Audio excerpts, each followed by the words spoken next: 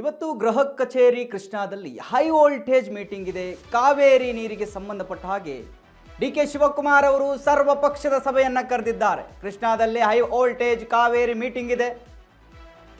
CM DKShi ನೇತೃತ್ವದಲ್ಲಿ ಸರ್ವಪಕ್ಷ ಸಭೆಯನ್ನ ಕರೆದಿದ್ದಾರೆ.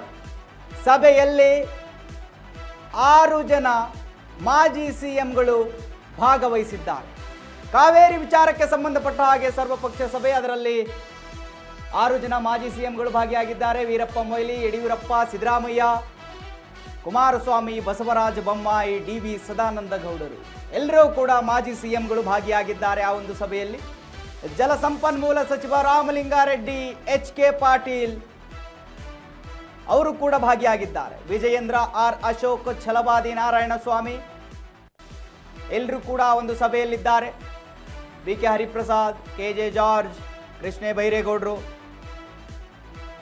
Doctor G. ಪರಮೇಶ್ವರ್, ಕೇಂದ್ರ ಸಚಿವರಾಗಿರ್ತಕ್ಕಂಥ V. Somanna, Shobha Karandlaje, advocate general Shashikiran Shetty ಮತ್ತಿತರರು ಭಾಗಿಯಾಗಿದ್ದಾರೆ. ಎಸ್ ವೀಕ್ಷಕರೇ, ಹೈ ವೋಲ್ಟೇಜ್ ಮೀಟಿಂಗ್ ಅಲ್ಲಿ ಭಾಗಿಯಾಗಿದ್ದಾರೆ. ಕಾವೇರಿಗೆ ಸಂಬಂಧಪಟ್ಟ ಹಾಗೆ ಕಾವೇರಿಯ ನೀರು ತಮಿಳುನಾಡಿಗೆ ಬಿಡಬೇಕೋ ಬೇಡವೋ ಅಂತ ಹೇಳಿ ಭಾರಿ ಚರ್ಚೆ ನಡೀತಾ ಇದೆ ರಾಜ್ಯದಲ್ಲಿ. ಅದಕ್ಕೆ ಸಂಬಂಧಪಟ್ಟ ಹಾಗೆ ಸರ್ವಪಕ್ಷ ಸಭೆಯನ್ನ ಕರ್ನಾಟಕದ ಮುಖ್ಯಮಂತ್ರಿ ಡಿ.ಕೆ. ಶಿವಕುಮಾರ್ ಅವರು ಕರೆದಿದ್ದಾರೆ. ಆ ಒಂದು ಸಭೆಯಲ್ಲಿ 6 ಜನ ಮಾಜಿ ಸಿಎಂಗಳು, ವಿರೋಧ ಪಕ್ಷದ ನಾಯಕರಿದ್ದಾರೆ. ಅವರೆಲ್ಲರ ಸಮ್ಮುಖದಲ್ಲಿ ಮೀಟಿಂಗ್ ನಡೀತಾ ಇದೆ. ಯಾವ ವಿಚಾರದ ಕುರಿತು?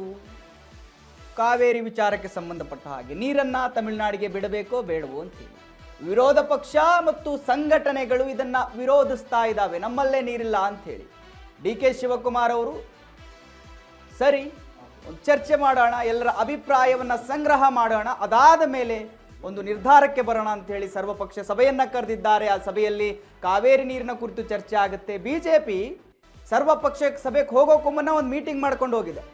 ಸಭೆಯಲ್ಲಿ ನಾವೆಲ್ಲ ಏನೇನು ಮಾತಾಡಬೇಕು, ಸರ್ಕಾರದ ವಿರುದ್ಧ ಅಥವಾ ಸರ್ಕಾರ ತೆಗೆದುಕೊಳ್ಳುವ ನಿರ್ಧಾರಗಳಿಗೆ ನಮ್ಮ ನಿಲುವೇನಿರಬೇಕು, ಎಲ್ಲದರ ಬಗ್ಗೆ ಒಂದು ಚರ್ಚೆ ಆಗಿದೆ ಬಿಜೆಪಿ ನಾಯಕರ. ಅದಾದ ಬಳಿಕ ಸರ್ವಪಕ್ಷ ಸಭೆಗೆ ಹೋಗಿದ್ದಾರೆ. ಅಲ್ಲಿ ಚರ್ಚೆ ನಡೀತಾ ಇದೆ. ಎಸ್ ವೀಕ್ಷಕರೇ, ಅಲ್ಲಿ ಚರ್ಚೆ ನಡೀತಾ ಇದೆ. ಏನೇನಾಗಿದೆ, ಎತ್ತಾಗಿದೆ, ಎಲ್ಲದರ ಬಗ್ಗೆ ನಮ್ಮ ಪ್ರತಿನಿಧಿ ಜೋಯಲ್ ನನಗೆ ಫೋನ್ ಸಂಪರ್ಕದಲ್ಲಿ ಸಿಗ್ತಾ ಇದ್ದಾರೆ, ಹೆಚ್ಚಿನ ಮಾಹಿತಿ ಕೊಡ್ತಾರೆ. ಎಸ್ ಜೋಯಲ್, ನೋಡಿ, ಸರ್ವಪಕ್ಷ ಸಭೆ, ಕಾವೇರಿ ಕಿಚ್ಚು ಯಾವ ರೀತಿ ಕರ್ನಾಟಕದಲ್ಲಿ ಹತ್ಕೊಂಡಿತ್ತು ಅಂತ ಹೇಳಿದ್ರೆ ಯಾವುದೇ ಕಾರಣಕ್ಕೂ ನೀರು ಬಿಡೋಕೆ ಸಾಧ್ಯನೇ ಇಲ್ಲ ಅಂಥೇಳಿ ಕರ್ನಾಟಕ ಬಂದ್ ಮಾಡೋ ಮಟ್ಟಿಗೆ ಎಲ್ಲ ಸಂಘಟನೆಗಳು ಹೋಗಿದ್ದಾವೆ. ಅದಕ್ಕೆ ವಿರೋಧ ಪಕ್ಷಗಳು ಕೂಡ ಸಾಥ್ ಕೊಡ್ತಾ ಇದ್ದಾವೆ. ಅದಕ್ಕೆ ಪೂರಕ ಎಂಬಂತೆ ಇವತ್ತು ಡಿ.ಕೆ. ಶಿವಕುಮಾರ್ ಒಂದು ನಿರ್ಧಾರವನ್ನು ತೆಗೆದುಕೊಳ್ಳೋಣ, ಇದು ಯಾರ್ಯಾರೋ ಮಾಡೋದಲ್ಲ, ಇಡೀ ಕರ್ನಾಟಕ ಒಗ್ಗಟ್ಟಾಗಬೇಕು, ಹಾಗಂತೇಳಿ ಒಂದು ಸರ್ವಪಕ್ಷ ಸಭೆಯನ್ನು ಕರೆದಿದ್ದಾರೆ.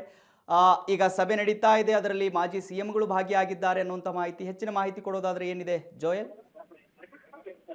ಎಸ್ ಮಹಾದೇವ್, ರಾಜ್ಯದಲ್ಲಿ ಕಾವೇರಿ ನೀರು ಹಂಚಿಕೆ ವಿಚಾರ ಯಾವತ್ತು ತೀವ್ರಗೊಳ್ತು, ಅದರ ಬೆನ್ನಲ್ಲೇ ಇದೀಗ ಮುಂದಿನ ಕಾನೂನು ಹೋರಾಟದ ವಿಚಾರಕ್ಕೆ ಈಗಾಗಲೇ ರಾಜಕೀಯ ತಂತ್ರಗಾರಿಕೆ ಕುರಿತು ಸಿಎಂ ಡಿ.ಕೆ. ಶಿವಕುಮಾರ್ ನೇತೃತ್ವದಲ್ಲಿ ಗೃಹ ಕಚೇರಿ ಕೃಷ್ಣಾದಲ್ಲಿ ಸಭೆ ನಡೀತಾ ಇದೆ. ಹೀಗಾಗಿ ಇದು ಸರ್ವಪಕ್ಷ ಸಭೆ ಆಗಿರೋದ್ರಿಂದ ಎಲ್ಲ ಪಕ್ಷದ ನಾಯಕರು ಅಂದ್ರೆ ಬಿಜೆಪಿ ಹಾಗೇನೆ ಜೆಡಿಎಸ್ ನಾಯಕರುಗಳು ಇಲ್ಲಿ ಪ್ರಮುಖವಾಗಿ ಭಾಗವಹಿಸಿದ್ದಾರೆ.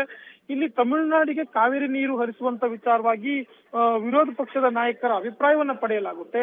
ರಾಜ್ಯದ ಮುಂದಿನ ಕ್ರಮವನ್ನ ಏನ್ ತಗೊಳ್ಬೇಕು ಅನ್ನುವಂತ ವಿಚಾರದಲ್ಲಿ ಈ ಒಂದು ಸಭೆಯಲ್ಲಿ ನಿರ್ಣಯಿಸಲಾಗುತ್ತೆ.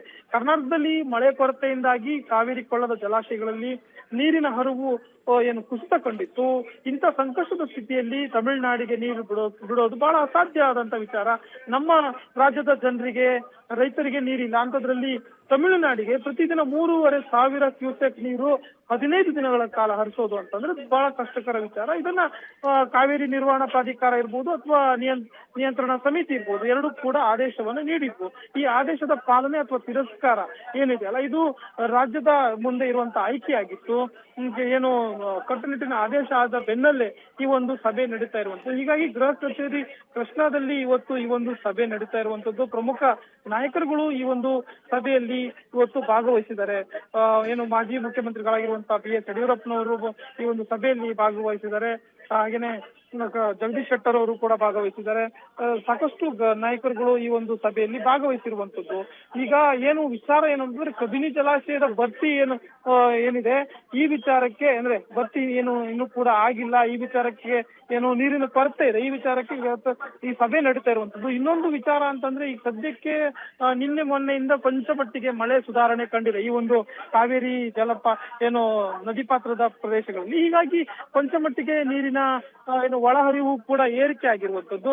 ಇಷ್ಟು ಮಾತ್ರ ಅಲ್ಲ, ಏನು ಕೇವಲ ಕಾವೇರಿ ವಿಚಾರ ಮಾತ್ರ ಅಲ್ಲ, ಏನು ರಾಜ್ಯದಲ್ಲಿ ಇರುವಂತಹ ವಿವಿಧ ಜಲಾಶಯಗಳೇನಿದಾವೆ ಎಲ್ಲ ಜಲಾಶಯಗಳ ಒಳಹರಿವು ಹೊರ ಹರಿವಿನ ಪೂರ್ತಿ ಮಾಹಿತಿಯನ್ನು ಕೂಡ ಇವತ್ತು ಸಿಎಂ ಡಿ.ಕೆ. ಶಿವಕುಮಾರ್ ಅವರು ಸರ್ವಪಕ್ಷ ನಾಯಕರ ಸಮ್ಮುಖದಲ್ಲಿ ಇಡಲಿದ್ದಾರೆ. ಇದುವರೆಗೂ ಎಷ್ಟು ಪ್ರಮಾಣದಲ್ಲಿ ನೀರು ಬಿಡಲಾಗಿದೆ, ತಮಿಳುನಾಡಿಗೆ ಎಷ್ಟು ಪ್ರಮಾಣದಲ್ಲಿ ನೀರು ಬಿಡಲಾಗಿದೆ, ಎಷ್ಟು ಬಿಡಬೇಕಿತ್ತು, CWMA ಏನು ಆದೇಶವನ್ನು ನೀಡಿದೆ, ಈ ಎಲ್ಲ ವಿಚಾರದ ಬಗ್ಗೆನೂ ಕೂಡ ಇವತ್ತು ಸಿಎಂ ಡಿ.ಕೆ. ಶಿವಕುಮಾರ್ ಅವರು ಚರ್ಚೆಯನ್ನ ಮಾಡ್ತಾರೆ. ಅಂದ್ರೆ ಈ ವಿಚಾರವನ್ನು ಪ್ರಮುಖವಾಗಿ ಮೊದಲು ತಿಳಿಸ್ತಾರೆ. ಬಳಿಕ ಈ ಒಂದು ಸರ್ವಪಕ್ಷದ ನಾಯಕರ ಬಳಿಯಲ್ಲಿ ಅವರ ಸಲಹೆ ಸೂಚನೆಗಳು ಏನಿದೆ ಅದನ್ನು ಕೂಡ ಪಡ್ಕೊಳ್ತಾರೆ.